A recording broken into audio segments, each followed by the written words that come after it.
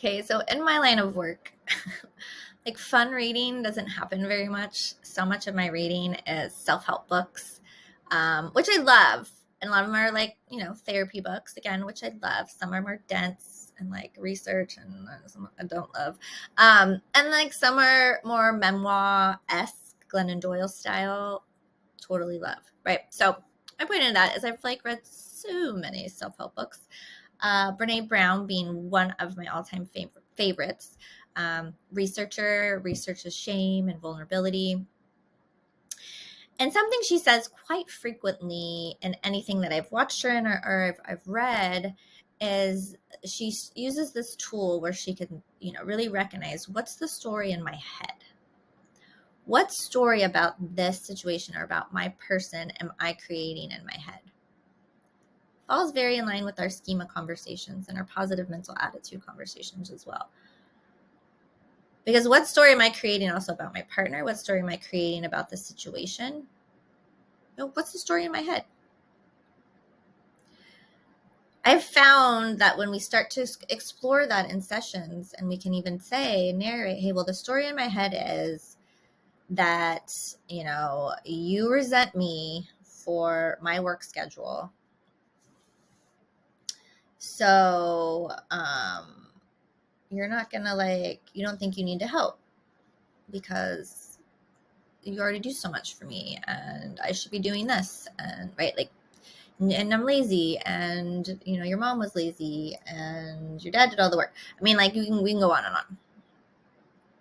And they're going to leave me and take my money. I'm going to end up in a van by the river. I had one lady, worked with a very, very long time ago. And that was it's always what she came back to. I always feel like I'm going to be living in a van down by the river. That was the story in her head, how it ended almost in any scenario. So very interesting, right? Because when we pull that out, we go, well, how real is that? Let's break down, let's get some reality awareness to how real the story in my head is, right? If I call this person, they're going to tell me no. If I ask for that raise, they're going to say no. So the story in my head is it's a no. So why would I even go for it? If the story in my head is that my partner isn't going to listen to me when I come and bring this complaint to them, then why would I even bring it to them? Or if the story in my head is that we're going to, that's going to happen, then I already have a conflict and a conversation where in which my partner has said shitty things and feels stupid things. And so then when I actually show up to the real conversation, I got that energy. That's the energy I brought into it. Because the story in my head was he was not going to be happy with this and he was going to complain about it. And so I come with all my defenses. I'm already up at 10, maybe 7, and quickly can get to 10. Because before I even got clarity, before I even came and checked in, I created a whole story in my head about what this conflict meant, how my partner felt in the moment, how they feel about me, who they are.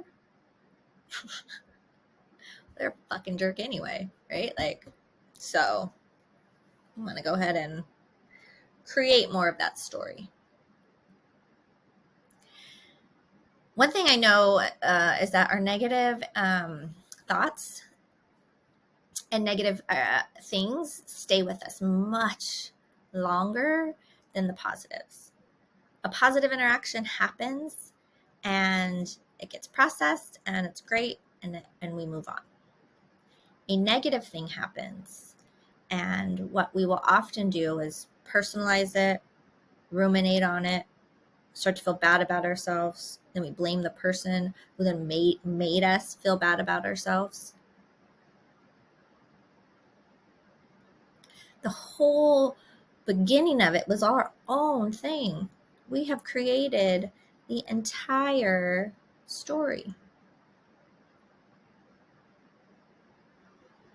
And it's usually not true. We've created an entire story often about the relationship and the different parts of the relationship. And then often when we get into a fight, you rehear that story and you're like, that's the story you've told yourself? That's the story you're riding with? That you're taking into the next phase of our relationship? We got to clear these stories out, and we need to get them correct. Right? So if the story in my head is that you're upset with me, I need to check in with you, versus the story in my head is you're upset with me. Now why are you mad at me? What did I do? I'm perfect. And I'm mad at you for being mad at me. Because I created the story. And you're mad at me because I didn't do something that I think that you wanted me to do. And now because you didn't answer me right away, I've just created this whole story. That you're mad at me for that. And how dare you be mad at me? Then I join in. How dare you be mad at me for that? Now I'm going to come and be more mad at you. Or the story in my head is that, I am unlovable, unworthy of love. The story in my head is I'm crazy. I am too much for people. And I don't often just come up with those stories, right? They're implanted in there at some point. I've gotten that message somewhere, and then I've run with it. So if the story in my head is that I am unworthy of love, there's no amount of love that anybody can give me that can convince me otherwise. Until I get that story out of my head, put it onto paper, and think real, get reality involved in this. And get down to, who the fuck told me I wasn't lovable? Have you met me? I am totally worthy of love. Who told me I wasn't worthy of love? My stepdad? Fuck that guy. Who is that guy? Why am I carrying that with me? How do I unlearn that message? How do I create a new story? Sometimes that can actually be helped through creation of the new schema, both for our partner and the one that we've created for ourselves. It might look like positive affirmations for ourselves and for our partner. And then it really is getting clear. If the story in my head is that I am going to continue to fall on my face, I'm going to change it. If the story in my head is that I'm a complete fraud in this therapy business, there's no reason you should you're good. Nobody knows. You're total fraud. You're making good money, and you're doing a model that has been working. And there's no way anybody will purchase a course or do anything more, because then they'll really know. So the story is fear. It's usually what it is. The story in my head is I'm scared shitless to try something new because I'm comfortable. Got this practice. I was able to nobody found out I was a fraud except for those few people, right? Who maybe never came back. So in my head, they knew I was the fraud and they didn't come back. I'm never going to try anything. I'm going to stay in my comfort zone. If I stay in my comfort zone, that also means that I'm not going to step out when even in my feelings are uncomfortable, or if I'm in the presence of uncomfortable feelings, because I'm scared of them. What do they mean?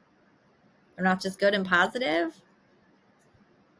I have to actually be aware of them and have this new relationship with them, that I don't then just make that solidified into fact versus oh yeah, that was a really hard part of that night.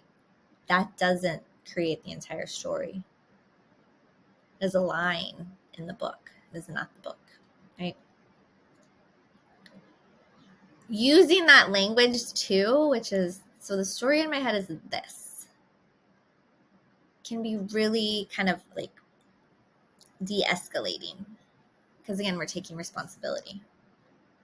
So the story in my head is that you don't want to hang out with me, because when I mentioned us hanging out, you kind of had this big reaction, I was invading in your time. So the story in my head is that you don't want to hang out with me, you really don't love me, you're having an affair, making right on and on and on,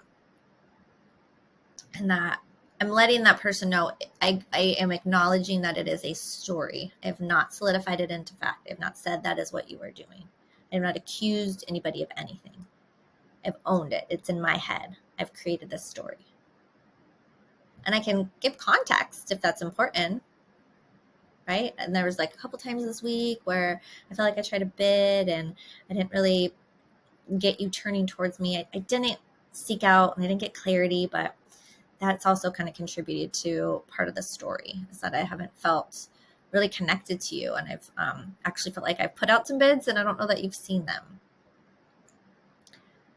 That all helps, because then it's, again, our partner can be like, oh, okay, because there's no accusations. It's the story up here witnessing some of these things. So maybe I should have reached out, or I don't know. Right. Like, but then we're actually having a conversation and I'm not pointing the finger and saying, you always do this or you never do this.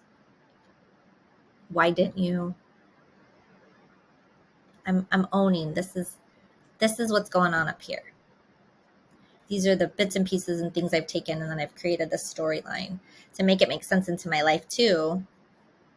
So again, I'm owning some of this. So I want you to write and think about, like, what is, like, take a current relationship challenge that you guys have gone through. Like, what's the story in your head for all of that, right?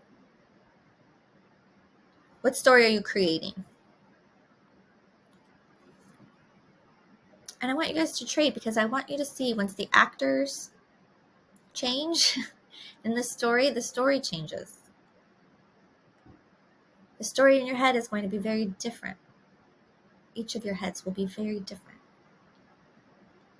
And so we need to look at these two of like, oh, well, that's in your head, so therefore that's what you believe. It's like, no, it's the story that I've partly created. And I'm coming to get clarity to get that story correct, based upon how you as my partner really think and feel, not just what I assume you do. Because some of that might be, again, about my own self-worth. And so if I keep going to things my partner does and I create this negative story, we got to do deeper work, right? Why are we going to the negative of self? So let's put that over here, because again, I want you to pay attention to as you work through these exercises. Did that happen for you? Then again, we need to talk further. We need to understand more.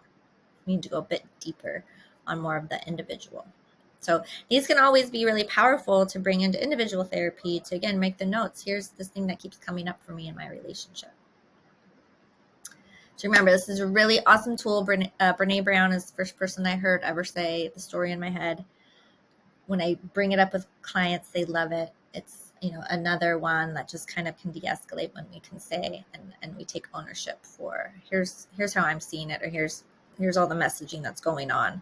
Let's correct this if we need to, with full openness that, like, the story in my head might not be correct versus, oh, what's in my head, so it's 100% correct. Okay. All right. See ya.